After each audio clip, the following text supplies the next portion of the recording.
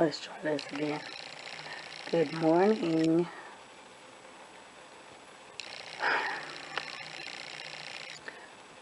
It's now 10:15, so 20 minutes later. All right.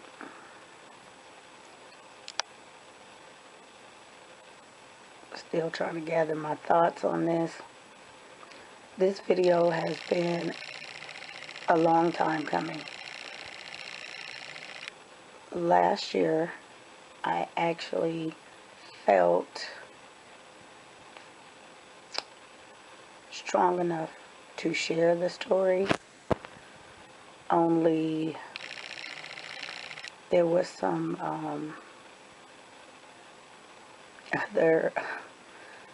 other things going on, some YouTube drama going on, and that kind of took precedent. Yeah. Normally, this week, just by nature, I kind of shut down and I'm removed from any type of social media, and really everybody, the kids and everything, we just kind of go into reflect mode. And so last year was very out of the norm, and it just wasn't expected, but the issue had to be addressed. And yeah, so I just want to tell you all, this is going to be sort of a lengthy video, but please watch the entire video. Mainly, the reason I need to get this out is because my little ones, my 4 little ones, they did not have the experience of knowing their grandmother. And so I want to be able to share with them this memory via video. That way they can have this to look back upon. And the older kids were all 6 and under, so they were there with me, but they're little kids, and they don't quite have the full experience of what happened, and just only what I've told them, which is what I'm about to share with you. But it's always good to have this type of memory, so whenever they need it, when I'm not here, they can look at the video. So also I want to say that this entire experience, I've had 2 events in my life. This was the first one, and my daughter being on life support was the second one. That completely changed my life. This experience here was one that shaped my character as the mother I am today. It shaped my character as a person. So I wanted to say that when you all see certain videos I have shared, maybe 1 or 2, that seem out of character, is because they are. That's not me. It's something I've had to address. There are things that I don't tolerate. I've grown older. I've grown wiser. I shared some things about living in your 30s. I think back in November I did a series. All of that was a culmination of what I had to go through on this day. Something I never would have expected. Nobody does. Nobody does. It just I don't know, just sudden. I had to grow up. I remember one day during this event, and I just thought, oh my goodness, this can't be happening. I am only 28 years old. I can't, I'm a baby. There are things that I need to ask her. I need her. You know, I need my mom. I was just having a conversation with God. I can't, I have these kids. How am I going to raise these kids? I'm not even 30. And somehow a calm came over me and just said, don't worry, I have you. And it was like, wow. And just looking back, still to this day, you, you guys know me. You watch my videos, you see my character. That's really me. People that I have grown to know through YouTube, some of them I know in my personal life. That's me, okay? You guys are not seeing anything different. This video is not going to be edited. That's why it's going to be rather lengthy. I need it to be raw, okay? That's why it took so many years to get to this point to be able to share. But this is truly me, and I have found one person, a dear friend of mine that I've met through YouTube some years ago. She shared a similar experience and about losing her mother. Our stories are pretty much mirrored. It was just, I mean, when I started watching her channel, I felt a connection. It was just an eerie connection, and I didn't know why. And it was just strange. We felt like, I told her, I said, it feels like we're cousins or something. And she lost her mother, I believe it was 2 years ago now. And we began to talk over the phone, and she told me her story, and I shared mine, and I told her one day that I would share this story here. But that's amazing, amazing. I may share her link. I'm not sure if she's comfortable with that, but I'll find out. So let me kind of backtrack a little bit. November 2002. We were living in the Bay Area, California, and we had moved back there for about 18 months. We sold a house in Texas that we had purchased prior, and we moved my mother out from California a year after we did. Okay, so due to a job loss, it was a semiconductor industry, and it hadn't been, that had never happened in about, I don't know, 50 years, that this company had to lay off. But kind of something I had predicted due to the economy. Bay Area is very expensive, and we really did not know what we were going to do. He was already driving 3 hours out just to get to work because we couldn't actually live in the Bay Area. So I had to, put my big girl pants on and say, okay, let's go back and stay with my mom. And that's not something that, I moved out at 18 on my own. And I have been taking care of myself on my own ever since then. And, through college and, working and everything. So I was not very fond of the idea. Not that I didn't like my mother, but I was grown. You leave the nest, you leave the nest. And then here I was coming back with these kids. And, we had a small baby. He was 6 months old at the time. So not very fond. But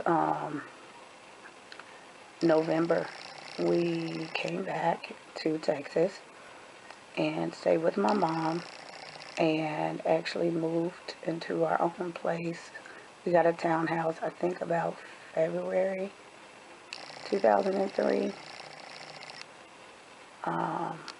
Yeah.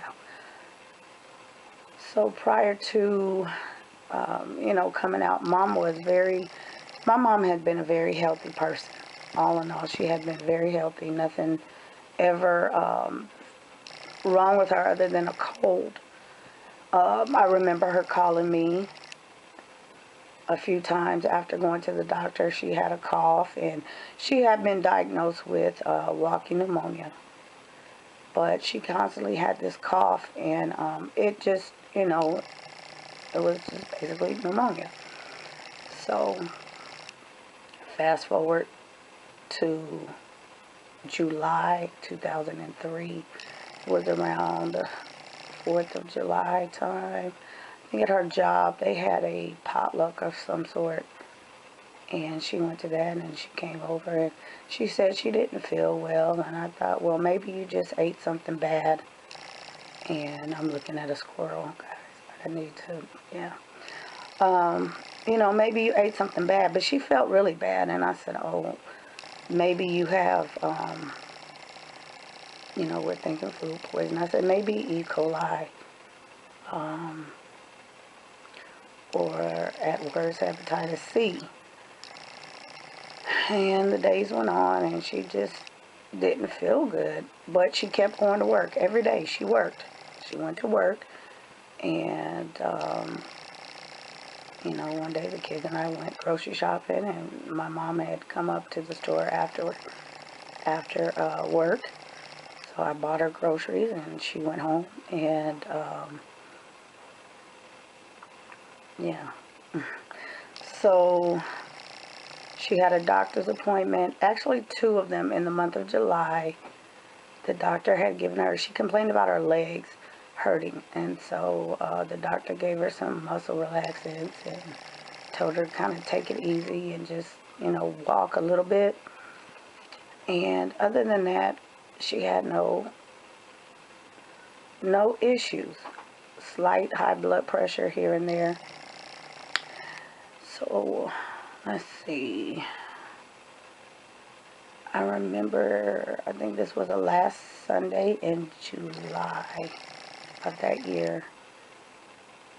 I had gone over to stay with her for the day, and it was around 7ish, and we were getting ready to leave. She hadn't eaten, and that's something that had, been happening for the past couple days. She hadn't eaten. And, I asked her, Mom, what did you eat today? I'm going to make you something to eat. And she said, I had some crackers. I didn't feel like eating. And I said, okay. But she said she was thirsty, and she wanted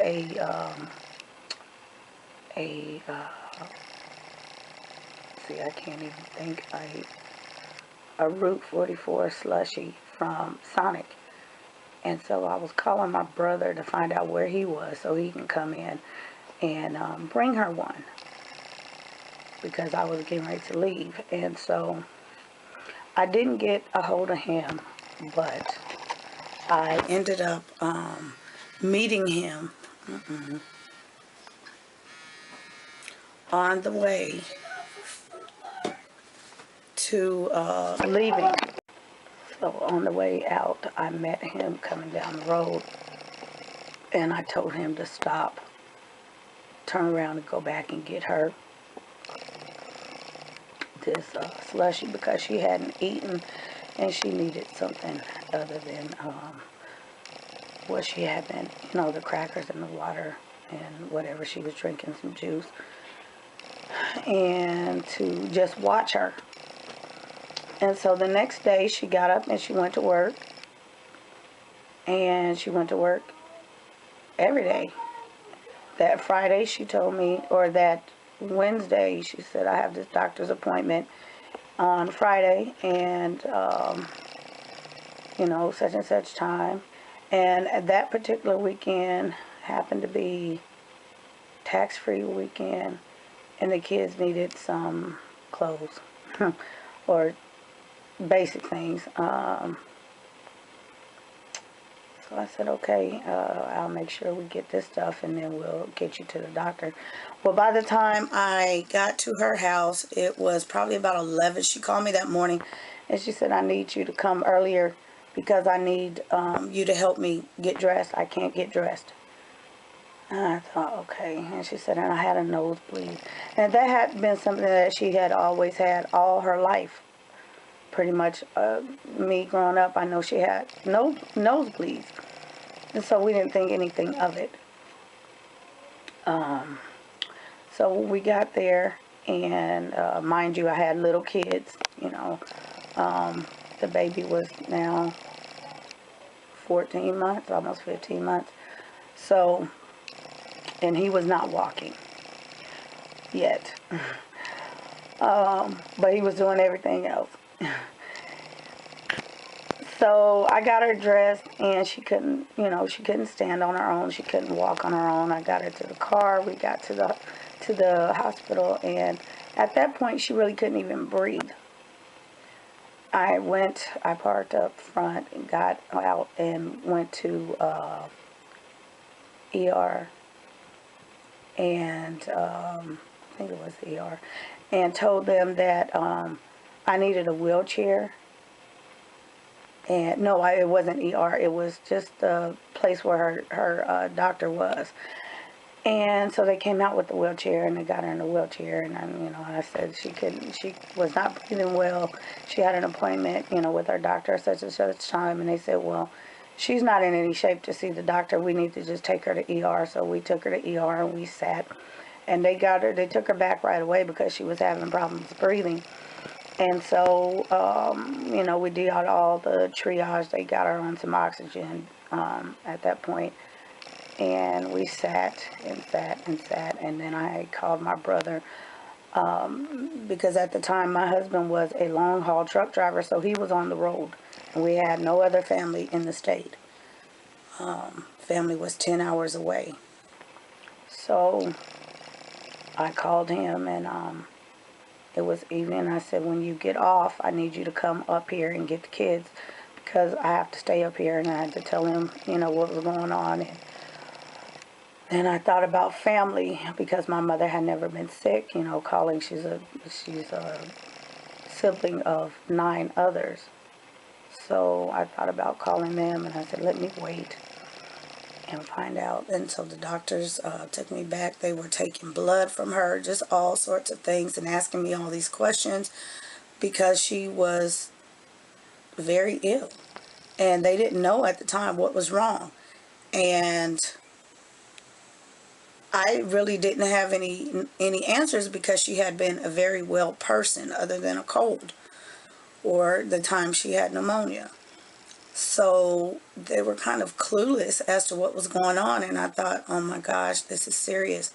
They don't know what's going on. Another thing, she was anemic already, so taking her blood was very difficult, low level. Well, they admitted her, and I talked to her. My brother had came and got the kids at that point. And I talked to her, and we just kind of, sat and talked. And she just said she was in a lot of pain. And I kind of tried to comfort her and let her know that they're trying to find out, things through blood tests and labs and things like that. And they did x-rays, CAT scans, just everything. So basically she got to her room, and I left that night. And I came back the next day, and I had the kids with me. And I think at some point I called some friends of mine, and I asked them, could they keep the kids for me, because I was in the hospital and it was just too much for them to be in the hospital all day. And so I took them back, and I came back, and she told me, I just sat and talked to her. This was Saturday. This was already August. And I sat and talked with her. I had a notebook. I kept a spiral notebook, and I would write down things. And I would keep her stats because I knew to keep stats. All of her readings and things on the monitor, blood pressure, saturation, all of that. And in turn, I was calling my friend in California. She's a nurse, and trying to give her some information to try to, put two and two together beyond what the doctors were doing. So that afternoon, she started telling me things, and we were just talking, and she just started telling me there were things, give this certain thing to so-and-so, the kids. She was naming things, and I just thought, oh my God, this is serious. When people start giving things, and let me backtrack a little bit. The month before, she kept telling me that she was going somewhere. She wanted to go on a vacation. She was leaving. I said, where you going, Mom? I don't know. I'm going somewhere. I said, well, let me know, when you get there. Okay? So, I wrote down the things that she was telling me to give, what child and things like that.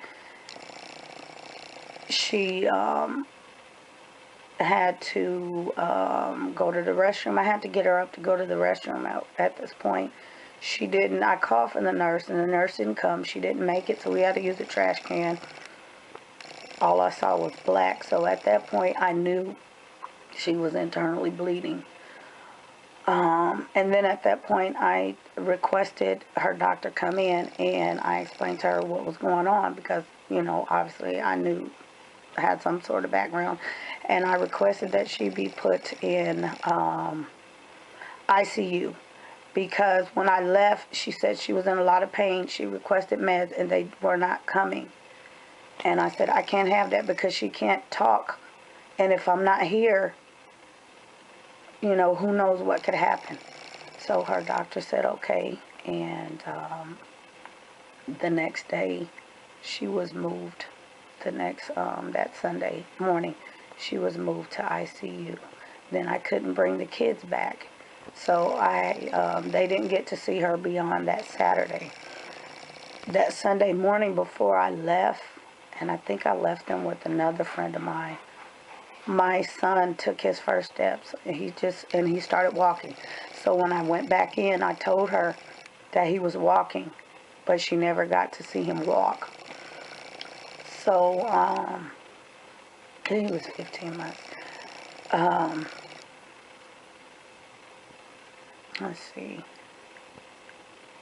In turn of putting her in ICU, I also requested, and actually I did this the night before, I requested a PCA pump because of the med issue. That's where they get the meds in a pump, and it's basically self-medicating. There's a little thingy that you just push, and so we looped it around so that she could reach it. It was looped around the bed, and she could hold the what am I trying to say? The controller in her hand and just self-medicate. It's like every 10 minutes. Because they were not issuing meds fast enough. She was in some serious pain, and that's what she told me. And that Saturday, we sat and talked, and she kept saying, August the 9th, August the 9th. And I said, yeah, August the 9th. Now, today's August the 9th. My aunt, one of my aunts, her next to baby sister, just turned 50. And so I was saying, okay, we'll, don't worry about that. We'll call her. I know it's her birthday, and that's what you're concerned about. But she just kept saying August the 9th. And She said, I'm just in a lot of pain. And I thought, she telling me August the 9th. And I said, okay, hold on. We're trying to find out what's wrong. The doctors are working. But if you can't hold on, then August the 9th. Because I gathered that's what she was telling me at that point. And I said that Sunday evening, the doctor came in and talked with me, and they had already been all the way, conversing with doctors up at the Mayo Clinic in Dallas, just all over the country. And she said, I have never, we have not, they had a whole team of doctors, oncologists, just everybody. We have not seen this aggressiveness in 20 years. We have no idea what is going on at this point. And they had to stop doing blood draws because she was bleeding. Idiopathic thrombocytopenia. Okay. She was bleeding out. So and even to move her, she was telling me, don't let them take me down, for x-rays. Don't do that. Because it was hurting so bad just for them to move her. So I said, okay. I said, my family is 10 hours away. Do you think I should call anybody? Okay, because I had talked to my mom that Friday night, and I asked her, did she want me to call anybody? She told me, no, don't call anybody. Well, I did that Friday, and I kind of let them know that she was in the hospital, and because I'm worried myself and not knowing I'm by myself. And I said, just wait for me to call you back. Okay. Let me find out what's going on. So that Sunday, the doctor said, yes, I would make a call and let them just start coming in because we don't know. And I said, okay. So I called and I let them know, and everybody said, okay, we're on the way in the morning. And that morning I got to the hospital, and the kids are, I don't know, with friends. And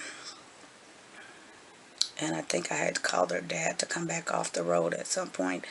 But the doctor came in that morning and told me, okay, we have determined that we need to do a biopsy, and the only way to do it is a jugular. So they were going to stick her in the neck, okay, and draw. And they said the only thing with the biopsy is she has a 1% survival through the biopsy. And I said, what?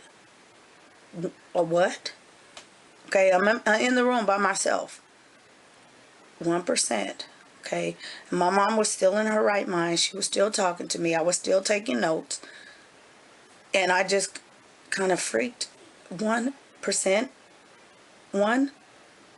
I mean, not even 51? And so I explained to her, the doctor said, you want to go explain to her what we just told you. And so I explained to her, and I said, Mom, this is what they need to do. And this is, these are your odds. What do you want to do? Okay. She had still full power and control, power of attorney. She said, well, okay, we lost my grandmother at 45 due to breast cancer. She had breast cancer for 5 years before she passed. And she didn't tell anybody either. She only told my mother. And we were over in Germany at the time. She didn't tell anybody until my mom got back. We came back and to the States, and my mom had to tell everybody. A lot of them were still teenagers, and they were not capable of taking care of her. And so I realized at that point why she asked me not to tell anybody. It just caused a lot of chaos. But she said, if it's cancer, we need to know, because if you guys know, cancer tends to run in the threes, and it runs in the first daughter. Okay, so I'm the first daughter. I'm my mom's only daughter. And my dad's only daughter. My dad has 5 sons. My mom has 1. So my mom said, if it is cancer, we need to know because you have those kids. Okay. And, you know, God willing, we can do some preventatives, but it's up to him to, you know, ultimate. So I understood. Okay. And I said, you know, and we began to pray. And she said, just, you know, his will be done. I said, okay. You know, we needed a miracle at that point. And the miracle was not the survival, it was the diagnosis. That was what we were praying for, the diagnosis. Okay? So I got on the phone and I called everybody all across the country, her former co-workers in California, everybody, the whole family. And I said, tomorrow at such and such time, I need everybody, you know, strength in prayer, strength in numbers, to stop and pray. Okay? And we were praying for this miracle. Okay? Everybody was in agreement, even though it was tough. Done. Family showed up. Tuesday morning came. She went in for her biopsy and came out. Guys, she made it. She made it through that biopsy like a champ. And I just thought, my God, strength and prayer. And I called everybody and I had let them know she made it. I let them know the next day the results. I talked to my friend once I found out the results. She, you know, the family was there. It just kind of caused a little uproar. At that point, I had already called in, I think, social workers. I had taken power of attorney. Okay, and I did that because we had a little bit of chaos among the family. Somebody had come in that morning and, you know, because I was young, tried to overstep me. Well, she was our sister before she was your mother, that type of thing. And it was just like, okay, if this was my cousin, you know, your daughter, and this was the situation, I wouldn't be doing this. Okay, this is tragic enough, but even though I'm young, I'm listening to my mother. She's telling me what to do. Okay, I'm not just making decisions on my own. And my brother, he's my younger brother by 6 years. He has no children still to this day, I think at 35 or something. But he had no idea. He was barely 20, I think, or maybe 21. No, he was 20, I think. And he couldn't even come up to the hospital. He wouldn't come. So the last time he saw her was that Friday night. He brought her that slushie. So, like I said, the chaos, but I signed all the legal documents, so nobody had the, you know, decision. I also did had to ask her for options of resuscitation because I knew we were getting that serious. So she opted out. So no resuscitation. She was in a lot of pain. I understood. I was sad. I was hurt, but I understood that pain, just watching her in that pain is what hurt me. So I understood her decision. And I explained that to everybody and I said, please just let me, you know, I will let you all sit with her, but let me do this, okay? Let me have my moments. So I called my mom's friend from California and he flew out as well. And like I said, we got the diagnosis. It was non-Hodgkin's lymphoma. It had metastasized in her liver. Okay? This is cancer. She was stage 4. Full-blown stage 4. My mother had never been sick beyond that pneumonia a day in her life. Okay? Stage 4. So that was the end of the line at that point. But we had no idea. She worked up until the day I took her to the hospital, or the day before. She was fine. And I just kind of thought back to that, me fighting, wanted to come back and live with her. And I think that was God's way of saying, you need this time. You need this time. You need this time. Because I had no idea a couple months later what was going to happen to me, or what was going to happen. So I called my friend up and I told her the diagnosis, and I said, I need you to find me some information because the doctors are not really telling me everything. I need to know timeline, odds, what am I looking at right now? I'm giving her all the stats, days, months, weeks, what? And she called me back and she said, it could be 3 months.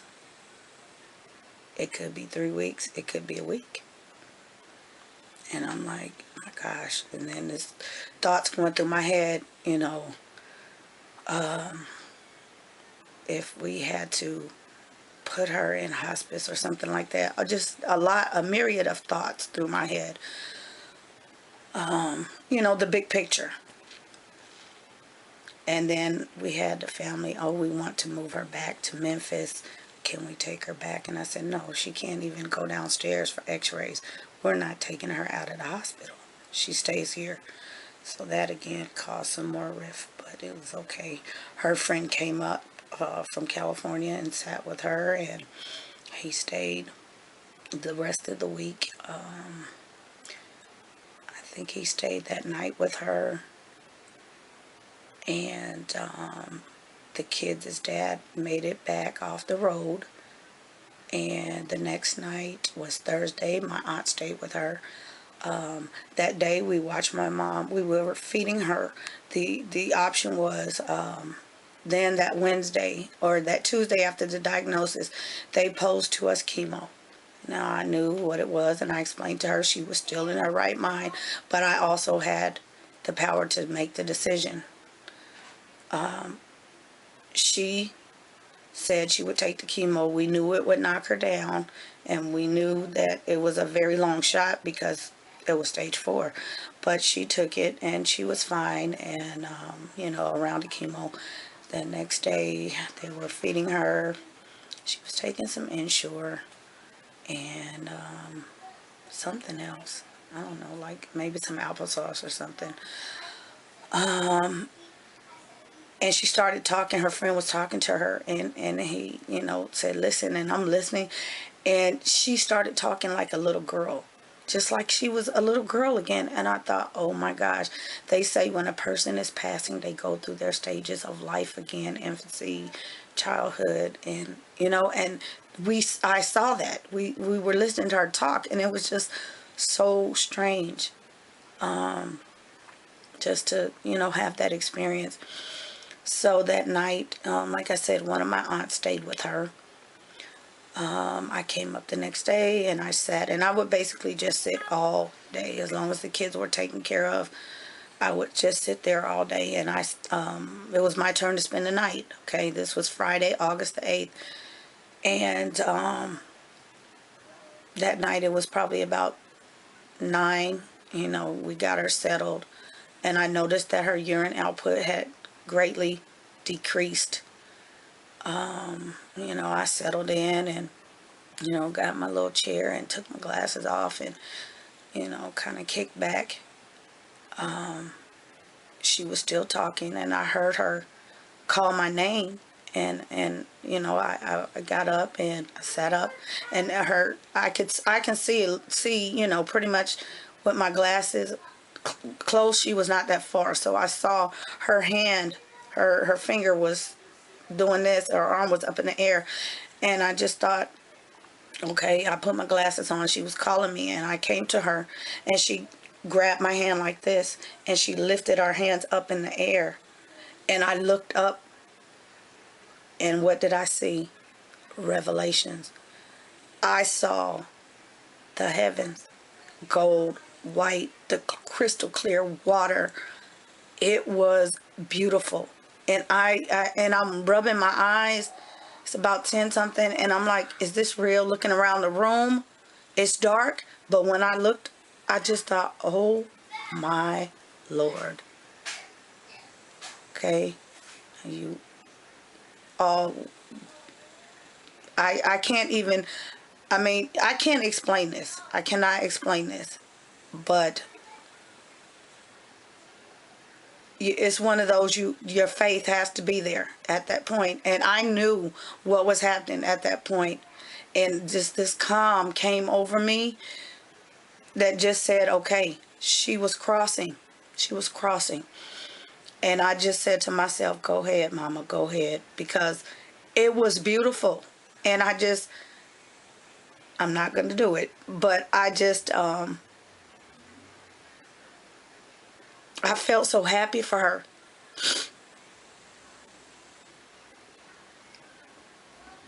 because she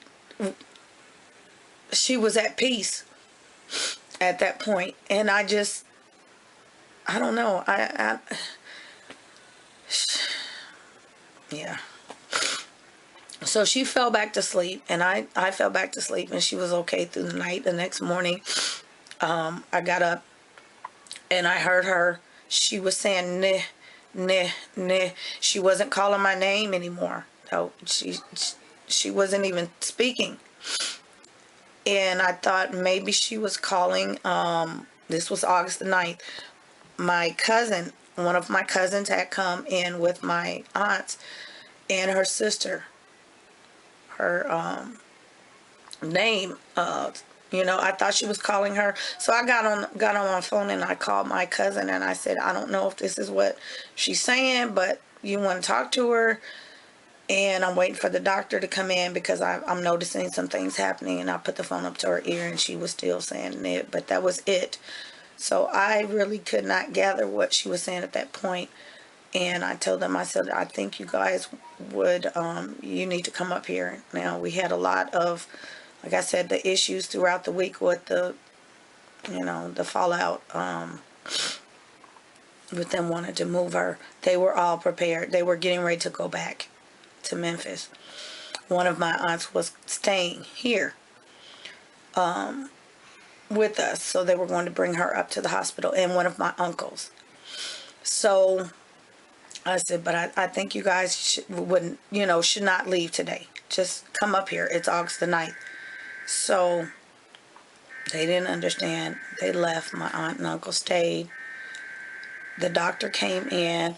I explained to the doctor what I saw. And at this point, we had already, once she was diagnosed, she had the top oncologist in the state. So they had, he had come in and talked to me, and he said, remember what I explained to you about her organs shutting down? That's what's happening. And I thought, okay. So I called my aunt and uncle back, and I called my husband, and I said, you guys need to get up here, like ASAP, get up here. So my aunt and uncle showed up, towards the afternoon, and around 1, her breathing had really slowed. She just really, actually around 12:30. So I called my husband. I said, look, go to the movie theater, get my brother, because my brother worked at the movie theater. And I said, get him. You guys need to get up here. Just now, get up here. So fast forward to 2:30, 2 o'clock. She was, again, still very labored. Her breathing just kind of slowed. She was on oxygen. But this was really it. So about 2:30, 2:35, she took her last breath, and she left with a smile on her face. The nurses came in. My brother came into the room. We had already been moved into the counseling room. And my husband. And at that point, the only thing my brother heard was funeral home. They were literally walking through the door downstairs as she passed. So he didn't get that closure that I did, being that he had only last saw her that Friday, the week before. They were asking me what funeral home. It was devastating. And my aunt and uncle were with me in the room. It was just very surreal. It was surreal. But guys, it was August the 9th. My mom called it. I listened to her. I always listen to her. The only thing I didn't do was, I didn't listen when she said not to call the family. I didn't understand that until afterwards, after funeral, because it became more of a problem. And I don't want to call anybody out, but we had issues with we want to do the funeral in this state. We have other people and all sorts of things. And that had been something that was already discussed among my mom and my husband and I, because I was the youngest. And we were the only people, the only family living in the state. I wanted to know what to do in the event of, and pretty much everybody agreed. Family will have to get here. You do what you have to do here. Everybody had made not arrangements on paper, other than insurance policies, but we had picked out a pretty place, take us to this place over here and lay us to rest. And so that's all I was doing. Now they had no idea, so that's what caused so much riff and things like that. And it was a lesson learned. Like I said, it shaped my character. I had to grow up, and it hurt to have family turn like that. When you have family, you expect family to have your back. Family, death, funerals bring out the worst in families. It happens all the time. I'm not the only one. The friend of mine, that I shared, saw the same issue. It's just a way of life. It just causes grief in more ways than one. And I'm not going to go into any more detail on that issue, but she was laid to rest. I did a very well job. Family, it was just us. It was immediate family. The siblings did not show up. So, yeah. My mom knew what she was doing. Like I said, she did take care of insurance policies. There were multiple, and she designated, proper amounts and things like that. And I really thank her for that. She looked out, even as me being an adult, she looked out. So that I was, excuse me, appreciative of, for that. But yes, August the 9th. So like I said, it's always been a very hard, trying day. And then my aunt that, has a birthday this day, it forever changed. It changes the life. It just,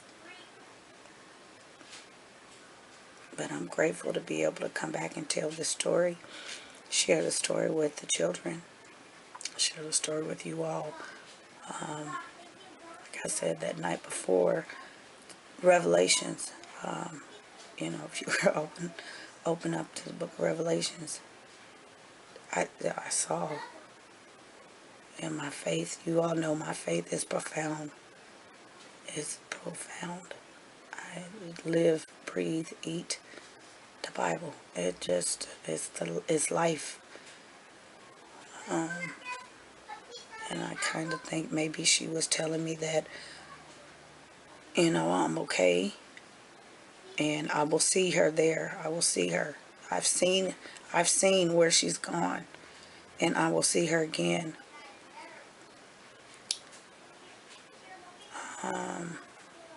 On another note, I have lived with the thought and, of losing grandmother in her 40s and losing mom. My mom was 48 at the time. Okay, so very young. My grandmother was 45. And ironically, my grandmother passed in her bed. I was in the room at the time. She took her last breath. And I was only 10, and I didn't realize at the time. It just dawned on me really a few months ago. I just remember my mom telling me to leave the room right away. And I didn't understand it. But then they came and told me, but I didn't realize at that moment I was standing there. She took her last breath. So to have two people I watched, mom, grandmother, I watched physically take their last breath. You just, when you lose somebody, it's not like, I know a lot of people can offer condolences and things like that. But until you lose your mother, you will never be able to, or your father, sympathize with anybody. And I'm not saying that I don't appreciate, but you won't be able to relate at all. It's just, you're on a totally different level. And when you get, to that point, you all will understand, even in telling the story. I just, like I said, I needed to get it out there and, you know, let the kids know. And hopefully there may be someone else that can relate. As I related to my friend's story, she related to my story. It was sudden. I mean, very sudden for someone to be stricken and live, through all four stages of cancer and not know. God spared her life to the very end. And I am ever so grateful. And I think at one point, maybe when I think I was probably around early in motherhood, she maybe had a cold or the flu. That's possibly when she first got sick, 5 years prior, just like my grandmother. She went into remission. He was looking out for her then because he knew I was really a baby and I was not ready. I would have been like my brother. I would have flipped. Not to say that, I didn't, but oh my goodness, I don't know what would have done. So I thank him for sparing her, the few more years that I had her in my life. And I just, yeah. She was my everything. I'm not going to really go into this part of the story, but my mother, she had me when she was young, and I wasn't raised by my mother. My mother came and got me when I was almost 6 years old. So the first few years of my life, I was not raised by my mother. But I had my family, my grandmother and my aunts and everybody, godparents, siblings. You know, there was 9 of them, and my grandmother had 10 children, hence the large family I have. But so there was no disconnect or anything. But I, was raised by someone else that was not even related to me. She just fell in love with me, and my mother was going to school, and she was actually looking for a babysitter. So it was an older lady. She asked my mother if she could keep me and raise me, and she said yes. And so, she grew to know my grandmother, and my mother went on about her life, and she did try to come and take me. She was moving to Hawaii, and at that point, I remember having a fit, and they had to come get me. My big mom, that's what I used to call her, and my grandmother, they had to drive to come and get me because I didn't want to go with her.